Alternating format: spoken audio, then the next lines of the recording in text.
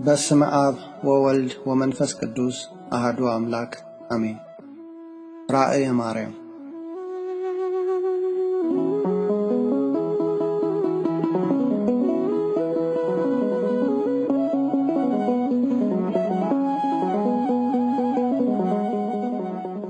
ማርያም ለዮሐንስ እንዲህ አለችው፣ ረቂቅ ምስጢር በልቡናዬ የማይታወቅ ጌታዬ ፈጣሪ ልጄ ገለጸልኝ ምስጢር በጎልጎታ ጸልዬ ዓርብ ቀን በቀትር ብሩህ ደመና መጥቶ ከሦስቱ ሰማያት አውጥቶ አስቀመጠኝ። ሁሉንም አሳየኝ። ከአንቺ ከፈለገ ሰማይ ተወልጃለሁና አንቺም ሰላምታ ይገባሻል። እኔም እጹብ ድንቅ ምስጢርን ገልጽልሻለሁ አለኝ። እኔም መለስኩለት፣ ጌታዬ ፈጣሪ እንዳልክ ይሁን አልኩት። ወደ ታች ያለኝ። ወደ ታችም ስመለከት ዓለምን ሁሉ አየሁ። ሰው ከንቱ ነገርን ይመስላል። ዘመኑም እንደ ጥላ ያልፋል፣ ይጠፋል። ነፍሱም ከሥጋው ትለያለች፣ ለዘላለም አትኖርም፣ የምትኖርበትም አይታወቅም።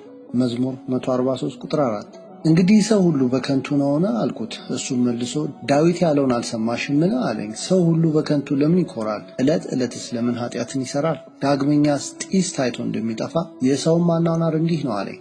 መዝሙር 41 ቁጥር 1። እኔም መለስሁለት፣ የጻድቅ ነፍስ ከሥጋዋ ስትለይ አሳየኝ አልኩት። መለሰልኝ፣ ጥቂትም ቆይ አሳይሻለሁ አለኝ። ከዚህ በኋላ 12 መላእክት ብርሃን በእጃቸው የወርቅ መስቀል የወርቅ ጥና ይዘው በደረታቸው የእግዚአብሔርን ምልክት አድርገው የጻድቃንን ነፍስ ለመቀበል ሲወርዱ አየሁ። ወደዚያች ነፍስ መላእክተ ጽልመት መጥተው መረመሯት፣ ምክንያትም አጥተው ሄዱ። መላእክተ ብርሃን ግን 3 ጊዜ ጋርደው ከሥጋዋ ስትለይ እንዲህ አሏት፣ ደስ ሲያሰኟት ሲመክሯት፣ አንቺ ንጽሕትና ብርህት ነፍስ ሆይ ደስ ይበልሽ፣ እጥፍ ድርብ ደስታ ይገባሻል። ነይ ውጪ፣ ወደ አገርሽ እንሂድ አሏት።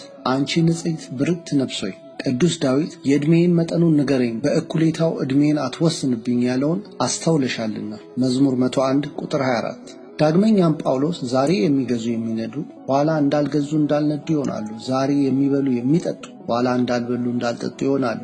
የዚህ ዓለም ንብረት ብልጽግና ኃላፊ ጠፊ መሆኑን አስበሽ ዲያብሎስን ድል ነስተሸዋልና ዓለምንም ንቀሽ ጉድፍ እንደሆነ እንደ መርገም ጨርቅ ጥለሸዋልና የማያረጀውን የማይጠፋውን መርጠሻልና ለዘላለም የሚኖር መንግሥተ ሰማያትን ወደሻልና ነይ ወደ ፈጣሪሽ እንሂድ አሏት። የዚያን ጊዜ ሌሎች መላእክተ ብርሃን ወረዱ።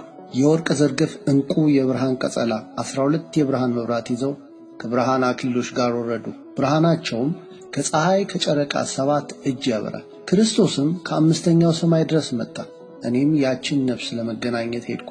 መላእክተ ብርሃን እልል አሉ፣ እኔም ከእርሳቸው ጋር እልል አልኩ። ምዕመናን ሁሉ በእጃቸው አጨብጭበው በቃላቸው እልል ብለው ለእግዚአብሔር ምስጋናን አቀረቡ። ዳግመኛ የጻድቅ ሰው ሞቱ በቅድመ እግዚአብሔር ፊት የከበረ ነው እንዳለ መዝሙር 115 ቁጥር 6። ያችን ነፍስ ወደ እግዚአብሔር አቀረቧት። ነፍስ ሆይ ደስ ይበልሽ፣ ደስታ ይገባሻልና ወደ ፈጣሪሽም እጅ ንሺ ስገጅም አሏት። እርሷም ሰገደች፣ ፈጣሪዋንም እጅ ነሳች። አስቀድሞ ይጠብቃት የነበረው መልአክ እግዚአብሔርን እንዲህ አለው፣ አቤቱ የዚያች ነፍስ ምግባሯን ነገርኩህ፣ እንደ እውነተኛነቷ አክብራት አለው። በእውነትም የሚፈርድ ጌታም እንደ ፈጠርኩሽ ንጽሕት ሆነሽ የኖርሽ ነፍስ ሆይ እንዴት ነሽ? ቃሌን ያላቃለልሽብኝ ያላበላሸሽብኝ፣ እኔም አላበላሸሽም፣ ሥጋሽንም በጊዜ ምጽአት አነሳዋለሁ። በክብር ከእኔ ዘንድ ትኖሪያለሽ ብሎ በሰው እጅ ያልተፈተለ ከወተት የነጻ ነጭ ልብስ ሰጣት። ከፀሐይ ከጨረቃ 7 እጅ የሚያበራ 3 አክሊለ ብርሃን አቀዳጃት። ሚካኤልንም ጠርቶ ንሳ፣ ወደ ገነት ውሰዳት፣ በአብርሃም በይስሐቅ በያዕቆብ አጠገብ ተቀምጣ በደስታ ትኖር። ዳግመኛ እስክመጣ ድረስ ያን ጊዜ ዋጋዋን እከፍላታለሁ፣ ከቅዱሳንም ጋር ትቆየኛለሁ። መላእክተ እግዚአብሔርም ይህንን ፍርድ በሰሙ ጊዜ አቤቱ ጌታችን ፍርድህ የተቃና አገዛዝህም በእውነት ነው ብለው ደስ አላቸው። እኔም እንደነሳቸው ደስ አለኝ። ያችንም ነፍስ ሸኟት፣ ወደ ገነትም አደረሷት። ጻድቃን ሰማዕታት አብርሃምና ይስሐቅ ያዕቆብ አባቶቻችን እናቶቻችን ባሉበት ቅዱስ ዳዊት በመካከላቸው በገናውን እየመታ ተቀበሏት። እንዲህም አሏት፣ ንጽሕትና ብርህት ነፍስ ሆይ ለዘላለም የሚኖር ደስታ ሕይወት ወዳለበት ነይ ውጪ አሏት። ያችም ነፍስ ከነሱ ጋር ሄደች። እኛም ከዚህ በኋላ ተመለስን። እነኛም እንዲህ እያሉ ሃሌሉያ፣ ቅዱስ ቅዱስ ቅዱስ እግዚአብሔር ጸባዖት ፍጹም ምሉእ ሰማያት ወምድር ቅዱሳተ ስብሐቲከ። ዳግመኛ ስብሐት ለአብ ስብሐት ለወልድ ስብሐት ለመንፈስ ቅዱስ እያሉ ፈጣሪያቸውን አመሰገኑ። እኔም ልጄን እንዲህ ስል መለስኩለት፣ የኃጥአን ነፍስ ከሥጋዋ ስትለይ አሳየኝ አልሁት። ጥቂት ቆይ አሳይሻለሁ አለ። ወደ ታችም አየሁ። መላእክተ ብርሃንና መላእክተ ጽልመት ወደ ኃጥእ ነፍስ ሄዱ። መላእክተ ብርሃን ቀርበው ያችን የኃጥእ ነፍስ መረመሯት፣ መልካም ነገር አጥተው ሄዱ። ያን ጊዜውን መንፈስ ቅዱስ ተለያት። የገሃነመ እሳት ሹም ቆሞ ከሆዷ ገባ። ያቺ ነፍስ በብዙ ጭንቅ ከሥጋዋ ተለየች። የኃጥእ ሞት የከፋ ነው እንዳለ መዝሙር 33:21። በክፋቷ በእሳት በትር በእሳት አለንጋ እየደበደቡ እየገረፉ ከስጋዋ ለይተው ወሰዷት። አንቺ ነፍስ ወደ ማን ትሄጂ እግዚአብሔርን አታውቂ እያሉ ሲደፏት ሲያዳፏት ወሰዷት። ያቺም ነፍስ ኩነኔ መኖሩን አላውቅም ነበር፣ አውቂ ቢሆን ልልበስ ልብላ ልጠጣ አልልም ነበር። አሁንም ስለ እግዚአብሔር ስለ እግዝእትነ ማርያም ደከመኝ አሳርፉኝ አለች። ፈጣሪሽንና ማርያምን የካድሽ ወንጀለኛ አናሳርፍሽም አሏት። ሁለተኛም ስለ እግዝእትነ ማርያም ደከመኝ አሳርፉኝ አለች። ማርያምን ወዴት ታውቂያታለሽ እያሉ ሲወስዷት አይቼ ብዙ አለቀስኩ፣ ብዙም አዘንኩ። ልጄንም እንዲህ አልኩት፣ ሰው ሆኖ የማይበድል እንጨት ሆኖ የማይጤስ የለምና እባክህ ማርልኝ አልኩት። ልጄም መለሰልኝ፣ አትዘኚ እናቴ፣ ሰው በምድር መልካም ግብር ካልሰራ መማር አይገባውም አለ። ያን ጊዜ ልቅሶ አበዛች። ይህች ነፍስ ስለ እግዝእትነ ማርያም ጥቂት አሳርፉኝ እያለች ጩኸቷን ማብዛቷን በሰማው ጊዜ መሪር እንባን አለቀስኩኝ። ልቅሶዬንም ልጄ በሰማ ጊዜ ስለ እናቴ ስለ ማርያም ብላችሁ ጥቂት አሳርፏት ይህችን ነፍስ አለ። ያቺንም ነፍስ ጥቂት አሳረፏት። ከዚያም በኋላ አንቺ ጎስቋላ ነፍስ ወዴት ትሄጃለሽ? መግቢያሽስ ወዴት ነው? ወዮልሽ ወዮታ አለብሽ እያሉ ወሰዷት። ከአጥም ቦታ ደረሷት። የሐሰት አባት፣ ሐሰት የሚያናገር ሰው የሚያሳማ ዝሙት የሚያሰራ ወደ መሸታ ቤት የሚያስኬድ ዘፈን የሚያስወድድ ነፍስ የሚያስገድል ሰይጣን ወደ እርሷ ከነጭፍሮቹ ከመላእክተ ጽልመት ጋር ተሽቀዳድመው ሄዱ። መረመሯት፣ ወገናቸውም ሆነው አገኟት። አንቺ ጎስቋላ ነፍስ ወደ ማን ትሄጂ? ወደ መንግሥተ ሰማያት ትገቢ ትወጃለሽን? እያሉ ተዘባበቱባት። ሰራዊተ መላእክት ካሉበት አደረሷት። በመካከላቸውም ብትቆም ይህችን የተረገመች ነፍስ ውሰዱልን አሉ። ሽታዋ አስቸገረም ብለው ጮኹ። ከዚህም በኋላ አንቺ እርግምት ነፍስ ወዮልሽ ወዮታ አለብሽ እያሉ ወደ ሰማይ አወጧት። ከእግዚአብሔርም ፊት አደረሷት። የፈጠረሽ እግዚአብሔር ይህ ነው፣ ስገጂ እጅ ንሺ አሏት። ያችን ነፍስ ሰገደች፣ እጅም ነሳች። ቀድሞ ይጠብቃት የነበረው መልአክ አቤቱ ጠብቅ ያልከኝ ነፍስ ይህችው ብሎ ለጌታ ቀረባት። ጌታ መልሶ ነፍስ ሆይ ለምን በደልሽኝ? ፀሐይና ጨረቃን እያፈራረኩ ሳወጣ ከጻድቃን አለየሁሽ። እህል ለምግብ ውሃን ለመጠጥ እጽዋትን አትክልትን ፈጠርኩልሽ። የነፍስሽን መድኃኒት መልካም ግብር መስራት ለምን ረሳሽ ቢላት እኔ ኩነኔ መኖሩን አላውቅም ነበር፣ አውቄ ቢሆን ልብላ ልጠጣ ልልበስ አልልም ነበር። ጌታም ካህናትና መጻሕፍት ካንቺ ዘንድ አልነበሩምን? ለምን አልሰማሻቸውም? ለነፍስሽ ስንቅ መልካም ግብር ለምን አልሰራሽም ብሎ ቢጠይቃት እርሷም የምትለው ብታጣ ዝም አለች። ከዚህ በኋላ ጌታ በምድር መልካም ግብር ያልሰራ መማር አይገባውም፣ ወደ አባቷ ወደ ሰይጣን ውሰዷት፣ ለገሃነም እሳት ሹም ለጥልመያኮስ ስጧት አለ።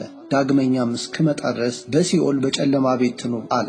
ይህንንም በሰማች ጊዜ ጮኸች፣ ወይኔ ሳልፈጠር በቀረው ይሻለኝ ነበር፣ የተወለድኩባት ቀን እርጉም ትሁን ብላ አለቀሰች። ያቺ ነፍስ ብታለቀስ ሁላችንም አለቀሰ። መላእክትም አክሊላቸውን አውርደው አለቀሱ። ቅዱስ ዳዊትም በውኑ የሰውን ልጅ ለከንቱ ፈጥረኸዋልን እንዳለ መዝሙር 88 ቁጥር 47። ጌታም ሰው ሁሉ ዓለምን ቢገዛ ቢነዳ ነፍሱን ካጣ ምን ይጠቅመዋል እንዳለ ማርቆስ 8:36። ለዚያች ነፍስ ሁላችን አለቀሰ። ከዚህ በኋላ ልጄ እንዲህ አለኝ፣ ወደ ገነት እንሂድ አለኝ። ሄጄም ጻድቃን፣ ሰማዕታት፣ ደናግል፣ መነኮሳት፣ መልካም ሰዎች የሚኖሩበትን አየሁ። ወደ ላይ አወጣኝ፣ ስሩ የማይታይ ከትልቅ ገደል አደረሰኝ። ከዚያም 7 ብርሃናትን ከፀሐይ ከጨረቃ 12 እጅ የሚያበሩ አየሁ። አንድ አረጋዊ ወይም ሽማግሌ ሰው መጥቶ ማርያም ሆይ አንቺ የከበርሽ የማኅፀንሽን ፍሬ የከበረ ነው፣ አንቺን ያዩ ዓይኖች የከበሩ ናቸው ብሎ እጅ ነሳኝ። ልጄን ይህ ሰው ማን ነው ብዬ ጠየቅኩት። ሄኖክ ነው አለ። ዳግመኛም እንደሱ አንድ ሰው መጥቶ እጅ ነሳኝ። ልጄን ይህ ሰው ማን ነው አልኩት። ኤልያስ ነው አለ። ከዚህ በኋላ ከታች እስከ ላይ በወርቅ ቀለም የተጻፈ አንድ ወርቅ አየሁ። ቁመቱ በመልአኩ ክንድ 15 ይሆናል፣ ጽሕፈቱም ረቂቅ ነው። እኔም ይህንን አይቼ ልጄን ጠየቅኩት። ይህ ረቂቅ ጽሕፈት የተጻፈበት አምደ ወርቅ ምንድን ነው አልኩት። የጻድቃን ስማቸው ነው አለኝ። የፊታቸው መልክ ብቻ ነው የተጻፈው ብዬ ብጠይቅ አይደለም ሁለንተናቸው ተጽፏል እንጂ አለኝ። ሳይወለዱ ነው ከተወለዱ በኋላ ብለው ከአባታቸው ከአዳም በፊት ተጽፈዋል አለኝ። ዳግመኛም በአምደ ወርቅ ከተጻፈው ጽሕፈት የሚበልጥ የተጻፈ የእሳት አምደ ወርቅ አየሁ። በዚያ በእሳት አምድ ላይ የተጻፉት እነማን ናቸው ብለው ኃጥአን ናቸው አለኝ። ሳይፈጠሩ ነው ከተፈጠሩ በኋላ የተጻፈው ብለው ለዚህ ለስቃይ አስቀድመው የተጻፉ ናቸው ብሎ አለኝ። መጽሐፍ ያለውን አልሰማሽምን አለኝ። ከእናታቸው ማኅፀን የተመረጡ ለሹመትም ሆነ ለድህነት አሉ እንዳለ ቅዱስ አትናቴዎስ ቁጥር 113። ከዚህ በኋላ ወደ ሌላ ቦታ ወሰደኝ። ከፀሐይ ከጨረቃ 12 እጅ የምታበራ አገር አየሁ። በየሰዓቱ እልፍ እልፍ የሚያፈራ ብዙ ፍሬ ያለው ብዙ አትክልትም አየሁ። ዳግመኛም ተምር፣ ገውዝ፣ ለውዝ፣ ሎሚ፣ ትርንጎ መዓዛቸው ልቦናን የሚመስጥ በዚያ ቦታ አየሁ። ልጄንም ጠየቅኩት፣ ይህ ቦታ ለማን ይሆናል አልኩት። ወንድ በአንድ ሴት፣ ሴት በአንድ ወንድ ተወስነው በንጽሕና ቢኖሩ በሞቱ ጊዜ መኖሪያቸው ይህ ነው። በልቡናቸው ንጹሐን የሆኑ ሰዎች እግዚአብሔርን ያዩታል፣ ወደ እግዚአብሔርም ይወስዷቸዋል እንዳለ ማቴዎስ 5:8። ከዚህ በኋላ በዚህ ቦታ አንጻር የወይን ወንዝ ወዳለበት ቦታ ወሰደኝ። በዚያም ቦታ ደጋጎች አባቶች አዳም፣ አቤል፣ ሴት፣ መላልኤል፣ ቃይናን፣ ያሬድ፣ አልፋስገድ የቀደሙ አባቶች ሁሉ አሉበት። መጀመሪያ አባታችን አዳም መጥቶ ማርያም ሆይ እንዴት ነሽ አለኝ። አንቺን ያዩ ዓይኖች ንዑዳን ክቡራን ናቸው አለኝ። አቤልም መጥቶ እንዴት ነሽ አለኝ። የቀደሙ አባቶች ሁሉ እየመጡ መልካሚቱ ርግብ ማርያም ሆይ እንዴት ነሽ፣ አንቺን ያዩ ዓይኖቻችን ክቡራት ናቸው ብለው እጅ ነሱ፣ ሰገዱልኝ። ከዚህ በኋላ የማር ወንዝ ወዳለበት ወሰደኝ። በዚያ ቦታ ሙሴ፣ አሮን፣ አሞጽ፣ ኢሳይያስ፣ ናሆም፣ ኤርምያስ፣ ሶፋንያስ ነቢያት ሁሉ፣ ኤልሳቤጥ፣ ራሔል፣ ሳራ፣ ርብቃ የጸደቁ ሴቶች ሁሉ አሉ። የነቢያት አለቃ ሙሴ መጥቶ እጅ ነሳኝ፣ ሰገደልኝ። ጸመር ጻዕዳ ማርያም ሆይ እንዴት ነሽ አለኝ። አንቺን ያዩ ዓይኖች ንዑዳት ክቡራት ናቸው አለኝ። ነቢያትም ሁሉ መጥተው እጅ ነሱኝ፣ ሰገዱልኝ። ጽርህ ንጽሕት ማርያም ሆይ አንቺን ያዩ ዓይኖቻችን ንዑዳት ክቡራት ናቸው ብለው እጅ ነሱኝ፣ ሰገዱልኝ። እናቴ ሔዋን መጥታ እንዴት ነሽ አለችኝ። ጽርህት ንጽሕት እንዴት ነሽ አለችኝ። ጽርሕት ንጽሕት ማርያም ሆይ አንቺን ያዩ ዓይኖቼ ንዑዳት ክቡራት ይሁኑ አለችኝ። ክቡራት ቅዱሳት አንስት ሁሉ መጥተው እጅ ነሱኝ፣ ሰገዱልኝ። የእግዚአብሔር ማደሪያ እንዴት ነሽ አሉኝ። ከዚህ በኋላ የወተት ወንዝ ወዳለበት ቦታ ወሰደኝ። በዚያ ቦታ ሄሮድስ የገደላቸው ሕፃናት አሉ። እነሱም ባዩኝ ጊዜ መጥተው እጅ ነሱኝ፣ ሰገዱልኝ። የደናግል መመኪያቸው ማርያም ሆይ አንቺ ከሁሉ ይልቅ የከበርሽ ነሽ፣ አንቺን ያዩ ዓይኖቻችን የከበሩ ይሁኑ ብለው እጅ ነሱኝ፣ ሰገዱልኝ። ከዚህ በኋላ የወይን ወንዝ ወዳለበት ቦታ የሚኖሩ እነማን ናቸው አልኩት። ባልንጀራቸው እንደራሳቸው ማለት እንደ ነፍሳቸው የሚወዱ ለተራበ ያበሉ፣ ለተጠማ ያጠጡ፣ ለታረዘ ያለበሱ ሰዎች በሞቱ ጊዜ ወደ እግዚአብሔር ይወስዷቸዋል። እጅ ለመንሳት ለመስገድ ወደ ፈለገ ሰማይ ሲወስዷቸው ቅዱሳን መጥተው ይቀበሏቸዋል። ዓለምን ድል ነስተዋልና ዲያብሎስን አሸንፈዋልና መልካም ግብር በመስራት በእውነት ጎልማሶች ናቸውና አገራችሁ ግቡ፣ እንደኛ ደስ ይበላችሁ ይሏቸዋል አለኝ። ዳግመኛም ልጄን የማር ወንዝ ወዳለበት ቦታ እነማን ይኖራሉ አልኩት። ለችግረኛና ለምስኪን አስቦ የሚሰጥ እርሱ ምስጉን ነው። እግዚአብሔር ከክፉ ቀን ያድነዋል፣ ይጠብቀውማል፣ ሕያውም ያደርገዋል። በምድር ላይ በሕይወተ ሥጋ በሚኖርበት ጊዜ ያስመሰግነዋል፣ በጠላቶቹም እጅ አሳልፎ አይሰጠውም። ታሞም በአልጋው ላይ ይረዳዋል፣ መልካሙንም ምንጣፍ ያነጥፍለታል እንዳለ ቅዱስ ዳዊት መዝሙር ምዕራፍ 40 ቁጥር 1። ዳግመኛም እግዚአብሔር ይራራላቸዋል፣ ደካማውን ከብርቱ ረዳት የሌለውን ከቀማኛ እጅ ያድናቸዋል፣ ከግፍ ከነፍስ ጭንቀት ይሰውራቸዋል። ለሰው የሚራሩ ሰዎች ክቡራን ናቸው። መዝሙር 71 ቁጥር 20። የተበደሉ ሰዎች መንግሥተ ሰማያትን ደጅ ያደርጓታልና ለተራበ የሚራራ እናት አባት ለሌለው እናት አባት የሚሆን ክርስቲያንም አረመኔም ቢሆን ሁሉም የእግዚአብሔር ፍጥረት ነውና ለድሃ ሁሉ የሰጠ በቅንነት የሚሄድ ጽድቅንም የሚያደርግ ልቦናው ተንኮል የሌለበት በአንደበቱ እውነትን የሚናገር በሰውነቱ ክፋት በቃሉ ሐሰት የማይገኝበት በባልንጀራው ላይ ክፋትን የማያደርግ ወገኖቹን የማይዘልፍ የማይሳደብ እግዚአብሔርን የሚፈራ ሰውን የሚያከብር ባልንጀራውን የማይከዳ ገንዘቡን በአራጣ የማያበድር ከንጹሕ ላይ መማለጃ ጉቦን የማይቀበል ፍርድን የማያጓድል ድሃን የማይበድል የከበረ ነው እንዳለ ሮሜ ምዕራፍ 1 ቁጥር 13። ለመስጠት እጃቸውን የዘረጉ ሰዎች በሞቱ ጊዜ ከእግዚአብሔር ዘንድ ያቀርቧቸዋል። እጅ ነስተው ሰግደው ወደዚህ ያመጧቸዋል፣ ዋጋቸውንም ያሰጣቸዋል። በዚህ ቦታ ለዘላለም ደስ ብሏቸው ይኖራሉ አለ። ዳግመኛም የወተት ወንዝ ወዳለበት ቦታ እነማን ይኖራሉ አልኩት። ከዝሙት ሰውነታቸውን ንጹሕ ያደረጉት ሴቶችም በድንግልና የኖሩ በሞቱ ጊዜ ወደ እግዚአብሔር ይወስዷቸዋል፣ ዋጋቸውንም ይሰጣቸዋል። በዚያ ቦታ ደስ ብሏቸው ይኖራሉ አለ። ከዚህ በኋላ በወርቅ በዕንቁ የተሸለመች ከፀሐይ ከጨረቃ 2 እጅ የምታበራ ምድር አሳየኝ። ይህ ቦታ ለማን ይሆናል ብዬ ልጄን ጠየቅኩት። መለሰልኝ፣ አንደበቱን ከሐሜት የጠበቀ ኩራት የሌለበት ባልንጀራውን የማያዋርድ ምክንያተ ሐኬት የሌለበት በልቡናው ቂም በቀል የማያኖር የዋህ የሆነ እነዚህ ሁሉ በሞቱ ጊዜ ወደ እግዚአብሔር ይወስዷቸዋል፣ እጅ ነስተው ሰግደው ያመጧቸዋል። የዋሃን መንግሥተ ሰማያትን ወርሰው በውስጧ ይኖራሉ እንዳለ መዝሙር 10 ቁጥር 2። ዋጋቸውም ይህንን ያሰጣቸዋል አለ። ዳግመኛም በዚህ ቦታ አንጻር ብዙ ሰዎች ተበትነው አየሁ። በገነት ዘር ፍሬ ያለው የሚመስል ትልቅ ዛፍ አለ። እነዚያ ሰዎች ፍሬ ያለው መስሏቸው በተራቡ ጊዜ ለመብላት ወደ ላይ ሲወጣ ይወጣሉ፣ ወደ ታች ሲወርድም ደግሞ ይወርዳሉ። ፍሬውን ግን አያገኙት። ይህንን ባየው ጊዜ መሪር እንባን አለቀስኩ። ልጄንም ጠየቅኩት፣ እነዚህ ሰዎች ምንድን ናቸው አልኩት። ይህስ ዕፅ ምንድን ነው? እኔ ዛፉ ፍሬ ያለው መስሎኝ ነበር። እነዚህ የተራቡ ሰዎች ፍሬውን ለመብላት ወደ ታች ሲወርድ ይወርዳሉ፣ ወደ ላይ ሲወጣ ይወጣሉ፣ ፍሬውን ግን አላገኙትም። ነገሩ ምንድነው አልኩት። እርሱም የእነዚህን ሰዎች ኃጢአት እነግርሻለሁ አለ። በጾም በጸሎት የተጸመዱና በትዕግሥት ፍጹማን ቢሆኑም ለተራቡ አላበሉ፣ ለተጠማም አላጠጡም፣ ለታረዘ አላለበሱ፣ እንግዳ አልተቀበሉም፣ ትዕቢተኞች ኩራተኞች ናቸው አለ። እነዚህ ቃላት ሰውን ያስኮንናሉን ብዬ ልጄን ጠየቅኩት። መለሰልኝ፣ ከነዚህ ከሦስቱ ኃጢአት የበለጠ የለም፣ ዲያብሎስም በትዕቢቱና በኩራቱ ተዋርዷልና አለ። እንዲህም ብዬ ልጄን ጠየቅኩት፣ እስከ መቼ ድረስ ይኮነናሉ አልኩት። ስለ እነርሱ ስለሚለምኑላቸው ዳግመኛ እስክመጣ ድረስ ነው። እኔም እምራቸዋለሁ፣ አልጥላቸውም፣ ወደ መንግሥተ ሰማያት ይገባሉ አለ። ይህንንም በሰማው ጊዜ ልጄን አመሰገንኩት።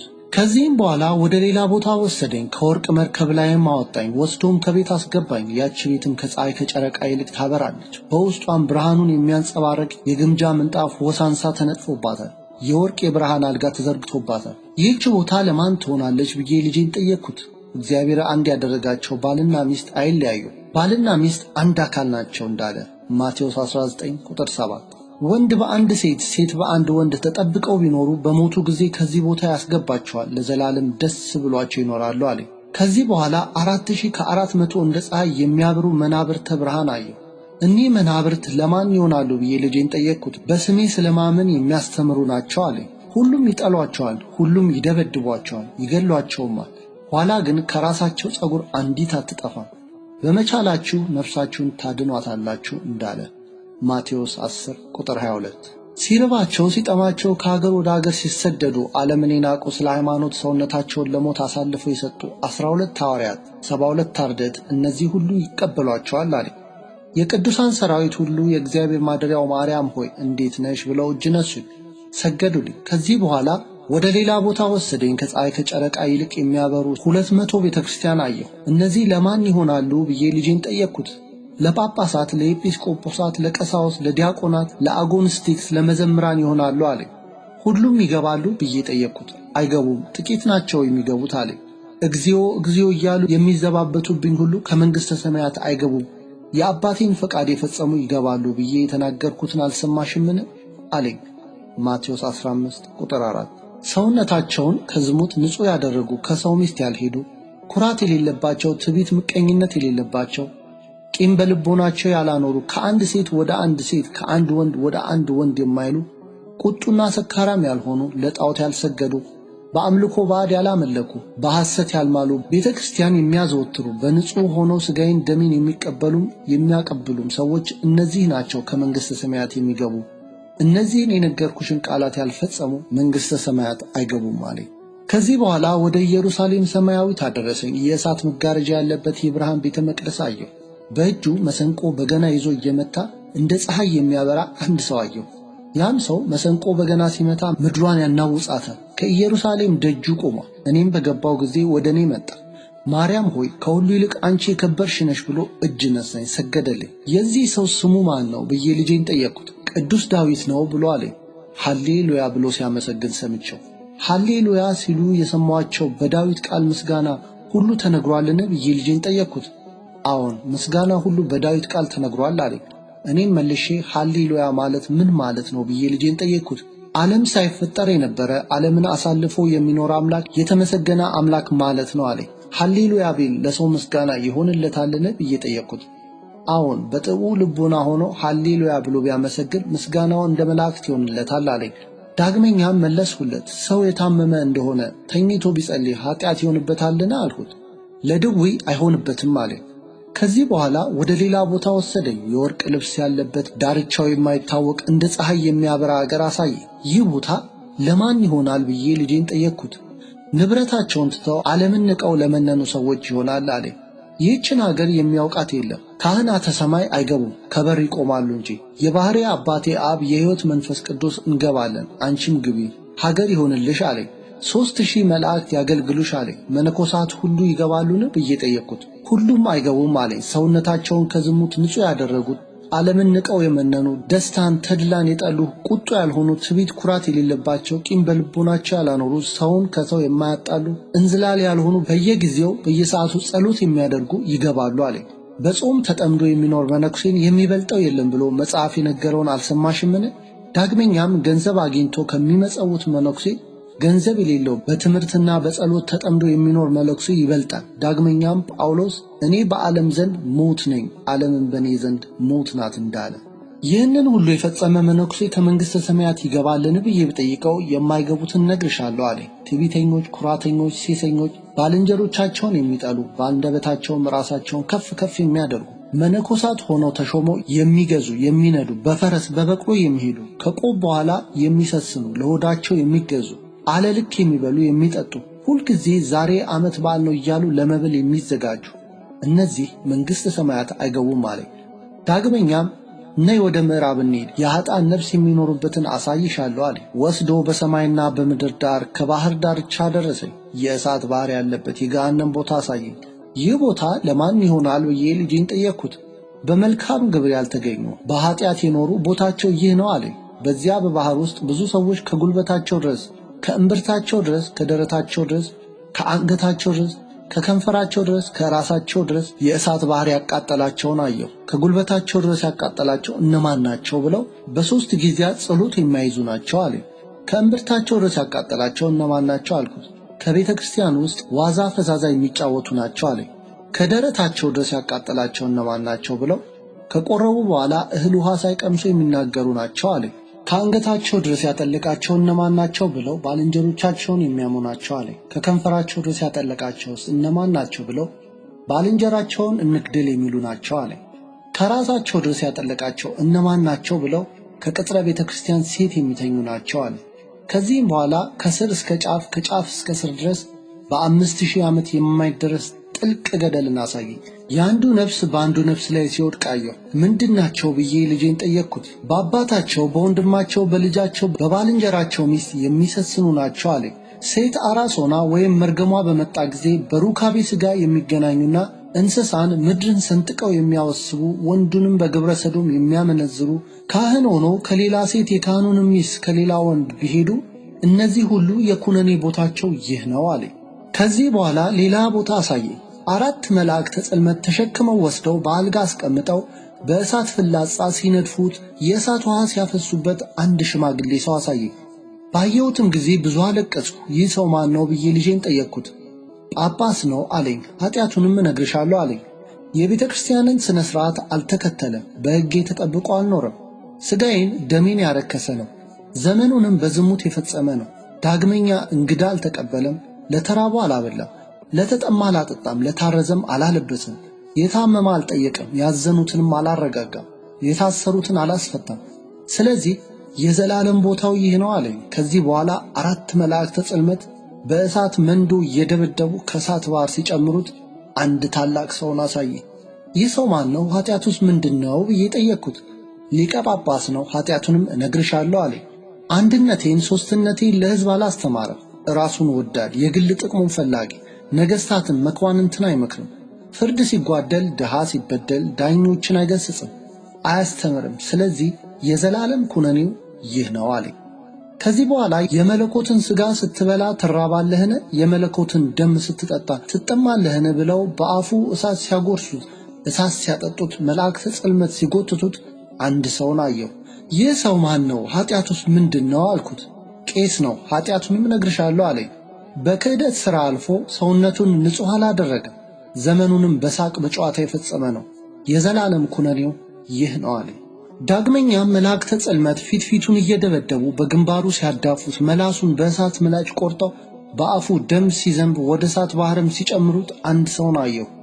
ይህ ሰው ማን ነው? ኃጢአቱስ ምንድነው ብዬ ልጄን ጠየቅኩት። መለሰልኝ። ዲያቆን ነው አለኝ። ኃጢአቱስ ምንድነው ብዬ ጠየቅኩት። ኃጢአቱን እነግርሻለሁ አለኝ።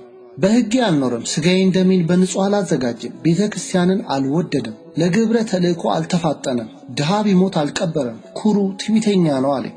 ከዚህ በኋላ ብዙ የተበታተኑ ሰዎች በእሳት መካከል አየሁ። እነዚህ እነማን ናቸው ብለው በፀሐይ፣ በጨረቃ፣ በከዋክብት፣ በእንጨት፣ በድንጋይ የሚያመልኩ ለዛር፣ ለቃልቻ፣ ለጠንቋይ የሚሰግዱ ናቸው። ስለዚህ ኩነኔያቸው ለዘላለም ይህ ነው አለኝ። ከዚህ በኋላ በእሳት ዛፍ ላይ የተሰቀሉ ብዙ ሰዎችን አየሁ። ምንድናቸው ብዬ ልጄን ጠየቅኩት። ክብርን የወደዱ ሀብት ገንዘብ እያላቸው ለተራበ የማይሰጡ የማይመጸውቱ ድሆችን የሚበድሉ ባለጠጎች ናቸው። ከመከራ ሥጋ ከመከራ ነፍስ ይወድቃሉ። ስለዚህ ለዘላለም ቦታቸው ይህ ነው አለኝ። ከዚህ በኋላ በእሳት ሰንሰለት አንገታቸው ታስረው ጨለማ የለበሱ ሴቶች አየሁ። እነማን ናቸው ብዬ ልጄን ጠየቅኩት። እናት አባቶቻቸው በሕግ ሳያጋቧቸው ድንግልናቸውን ለማንም በዱር በጫካ የሚሰጡ የሚሰስኑ ክብረ ንጽሕናቸውን የሚያጎድፉ ናቸው። ስለዚህ ኩነኔያቸው ለዘላለም ይህ ነው አለ። ከዚህ በኋላ ልቅሶ፣ ጥርስ ማፋጨት ወዳለበት ገሃነም እሳት እጃቸውን እግራቸውን ታስረው በእሳት ግንድ ተሰቅለው ብዙ ሰዎችን አየሁ። እነማን ናቸው ብዬ ጠየቅኩት። የሰው ገንዘብ የሚበሉ እንደ ልባቸው የሚናገሩ በዚህ ዓለም ያላግባብ የከበሩ ወይም የበለጸጉ የሚገዙ የሚነዱ ብዑላን ነገሥታት መኳንንት ናቸው። ለዘላለም የኩነኔ ቦታቸው ይህ ነው አለ። ከዚህ በኋላ የእሳት ውሾች፣ የእሳት እባቦች፣ የእሳት አንበሶች እግራቸውን እጃቸውን ሲሰብሯቸው በእሳት ዛፍ ላይ ተሰቅለው ብዙ ሰዎችን አየሁ። እነማን ናቸው ብዬ ጠየቅኩት። ከቆብ በኋላ የሚሰስኑ መነኮሳት ናቸው። ሴቶቹም በጸነሱ ጊዜ መድኃኒት እየጠጡ የሚያስወርዱ ናቸው። እነኛም ሕፃናት መልካምም ሆነ ክፉ ብንሰራ ምን ነው ባደግን አለጊዜያችን አጠፉን ብለው አቤት አቤት እያሉ ይጮሁባቸዋል። አባቴ ግን መልአኩን ሕፃናቶቹን ወደ መልካም ቦታ ውሰዳቸው ይለዋል። እናቶቻቸውም ለዘላለም ኩነኔያቸው ይህ ነው አለ። በጥቡ ልቦና ንስሐ ቢገቡ አትምራቸውንም አልኩት። እምራቸዋለሁ አለ። ከዚህ በኋላ እህል እንዳይበሉ ውሃ እንዳይጠጡ ተከልክለው በእሳት ግንድ ታስረው ብዙ ሰዎችን አየሁ። እነማን ናቸው ብዬ ብጠይቀው እንዲህ አለ። ሴት በመርገም ጊዜዋ ሆና በሩካቤ ሥጋ የተገናኙ ዓርብ፣ ረቡዕ፣ አርባን ጾም ሁዳዴን የማይጾሙ የኩነኔ ቦታቸው ይህ ነው አለ። ንስሐ ቢገቡ አትምራቸውም ብለው እምራቸዋለሁ አለ። ከዚህ በኋላ በእሳት መካከል እጃቸውን እግራቸውን የተቆረጡ ሰዎች አየሁ። ምንድናቸው ብዬ ጠየቅኩት። ለሰው ክፉ የሚጥሩ የሚጽፉ፣ የሰው ገንዘብ የሚሰርቁ የሚነጥቁ የሚዘርፉ፣ ጉልበት እያላቸው ሰርተው የማይበሉ አታላዮች፣ ኪስ አውላቂዎች፣ የሰው ቤት በቀን መዝጊያ የሚሰብሩ፣ ሌሊት ግድግዳ የሚሰረስሩ፣ ለሰው ነፍስ የማይሳሱ ርኅራኄ የሌላቸው፣ በገንዘብ እየተገዙ የሰው ነፍስን የሚያጠፉ፣ ዓይናቸውን በሰው ሀብት ላይ የሚያሳርፉ፣ በጠዋት ወደ መሸታ ቤት የሚገሰግሱ፣ በብዙ ድካም ያገኙትን ገንዘብ ቤተሰባቸውን በድለው ለመሸታና ለዝሙት የሚያጠፉ ሰካራሞች፣ አጭበርባሪዎች ናቸው። የኩነኔ ቦታቸው ለዘላለም ይህ ነው አለ። ከዚህ በኋላ በእሳት ልጓም ተለጉመው በእሳት ሜንዶ ፊታቸውን ሲደበደቡ አየሁ። ምንድናቸው ብዬ ልጄን ጠየቅኩት። ባልንጀራቸውን የሚሰድቡ የሚያዋርዱ፣ ምቀኞች፣ ተንኮለኞች፣ ሟርተኞች፣ ሰላቢዎች፣ ትዕቢተኞች፣ ሰውን አሽሟጣጮች ናቸው አለ። ዲያብሎስም አዳምን በሰደበ ከማዕረጉ ተዋርዷልና። ዳግመኛ ጨው ባሩድ የሞላበት ጨለማ ጉድጓድ አየሁ። በዚያም ውስጥ እጃቸውን እግራቸውን የተቆረጡ ብዙ ሰዎች አየሁ። ምንድናቸው ብዬ ልጄን ጠየቅኩት። አንድነቴን፣ ሦስትነቴን፣ ቅድመ ዓለም ከአብ ያለ እናት መወለዴን፣ ድኅረ ዓለም ከሰማየ ሰማያት ወርጄ ከድንግል ማርያም ያለ አባት መወለዴን፣ በሄሮድስ ቅናት ከሀገር ወደ ሀገር መሰደዴን፣ መጠመቄን፣ መገረፌን፣ በመልዕልተ መስቀል መሰቀሌን፣ በሚስማር መቸንከሬን፣ ሞቼ መነሳቴን፣ ከትንሣኤም በኋላ በአርባኛው ቀን ወደ ሰማይ ማድረጌን፣ በኋላም ይህን ዓለም ለማሳለፍ በጌትነትና በታላቅ ግርማ መምጣቴን የማያውቁ አረመኔዎች ናቸው። ለዘላለም የሚኖሩት የኩነኔ ቦታቸው ይህ ነው አለ። ከዚህ በኋላ የእሳት እባብ በአንገታቸው በአፋቸው ተጠምጥሞባቸው ከአፋቸው የእሳት ድኝ ሲወጣ ብዙ ሰዎችን አየሁ። ምንድናቸው አልኩት። ብዙ ክርስቲያን ሄደው ያላገለገሉ ካህናት ናቸው። ለዘላለም የኩነኔ ቦታቸው ይህ ነው አለ። ከዚህ በኋላ በእሳት ገመድ አስረው ራሱን ወደ ታች እግሩን ወደ ላይ አድርገው ሰቅለው አንድ ሰው አየሁ። ዳግመኛም በእሳት ጦር ፊቱን እየወጉ ከእሳት ላይ ሲጥሉት አየሁ። ይህ ሰው ማን ነው ብዬ ልጄን ጠየቅኩት። ቄስ ነው፣ ኃጢአቱንም እነግርሻለሁ አለ። በሰንበት ዕጣን አያጥንም፣ ንዝህላል፣ ትዕቢተኛ፣ ኩራተኛ ነው፣ ጸሎት አያደርስም። የዘላለም የኩነኔ ቦታው ይህ ነው አለ። ልጄን እንዲህ ስል ጠየቅኩት። ቁርባን ምን ጊዜ ይቁረብ? እሁድ በነግህ ቀዳሚት በ3 ሰዓት ሊቀደስ ይገባል። ኦሪት ነቢያትን ልፈጽም ነው እንጂ ላሳልፋቸውና ልሽራቸው አልመጣሁም ብሎ መጽሐፍ የተናገረውን አልሰማሽምን አለኝ። ቀዳሚትንም ከአንዲት ቀን በቀር አልሻርኳትም። ሌሎችን ሰንበታት እንደ እሁድ ያክብራቸው አለኝ። ማለትም እንደ እሁድ ያክብሯት ማለት ነው። ከዚህ በኋላ በእሳት ፍላጻ ሲነድፉት አንድ ሰው አየሁ። ይህ ሰው ማን ነው ብዬ ልጄን ጠየቅኩት። ዲያቆን ነው አለኝ። ኃጢአቱስ ምንድነው ብዬ ብጠይቀው እነግርሻለሁ አለኝ። መሥዋዕቱም በንጹሕ አላቀረበ፣ በሰዓቱም አላዘጋጀም፣ ሰውነቱንም ከኃጢአት አላነጻ። ለዘላለም የኩነኔ ቦታው ይህ ነው አለኝ። ከዚህ በኋላ ከሌላ ቦታ ወሰደኝ። የእሳት ጉድጓድ አየሁ። ከውስጡም ብዙ ሰዎች ሞልተው በአንገታቸው የእሳት እባቦች ተጠምጥመውባቸው 4 መላእክተ ጽልመት የእሳት ጦስ ሲወረውሩባቸው አየሁ። ባየኋቸውም ጊዜ ብዙ አለቀስኩ። እነዚህ እነማን ናቸው ብዬ ልጄን ጠየቅኩት። መነኮሳት ናቸው፣ በሕግ አልኖሩም፣ ሥርዓቱንም አልጠበቁም። መነኮሳት ነን ሲሉ የመነኮሳትን ሥራ አይሰሩም። የማይረባቸውን የማይጠቅማቸውን ሥጋዊና ዓለማዊ ሹመት ይፈልጋሉ። ዘመናቸውንም በኃጢአት የፈጸሙ ናቸው። ለዘላለሙ የኩነኔ ቤታቸው ይህ ነው አለኝ። ከዚህ በኋላ የተዘጋጀ ታላቅ ገሃነምን አየሁ። ልጄም እናቴ ማርያም ታየዋለችና ክፈቱ ብሎ የገሃነመ እሳት በር ጠባቂውን በር አስከፍቶ በሮቹ በተከፈቱ ጊዜ አይቼ ፈራሁ፣ ተንቀጠቀጥኩ። ይህ ቦታ ስሙ ማን ነው ብዬ ልጄን ጠየቅኩት። ገሃነመ እሳት ነው አለኝ። በዚህም ውስጥ የሚኖሩ ምንድናቸው? ኃጢአታቸውስ ምንድን ነው አልኩት። ሰው ከውሃና ከመንፈስ ቅዱስ ካልተወለደ በቀር ወደ እግዚአብሔር መንግሥት ይገባ ዘንድ አይቻለውምና ስለዚህ ያልተጠመቁ አረመኔዎች ናቸው፣ የዘላለም ቦታቸው ይህ ነው አለኝ። እነዚህ በስቃይ ያሉ ሁሉ ባዩኝ ጊዜ ማርያም አንቺ ከሁሉ ይልቅ የከበርሽ ነሽ፣ የማኅፀንሽ ፍሬ የከበረ ነው፣ አንቺን ያዩ ዓይኖቻችን የከበሩ ይሁኑ ብለው ጮኹ። እኔም ሰው ሆኖ ኃጢአት የማይሠራ የለምና ልጄን እባክህ ማርልኝ አልኩት። እርሱም ዓርብ በሰርክ መጥተው እስከ ሰኞ ድረስ ስለ አንቺ በገነት ያሳርፏቸዋል አለኝ። ይህንንም በሰማው ጊዜ ልጄን ፈጣሪን አመሰገንኩት።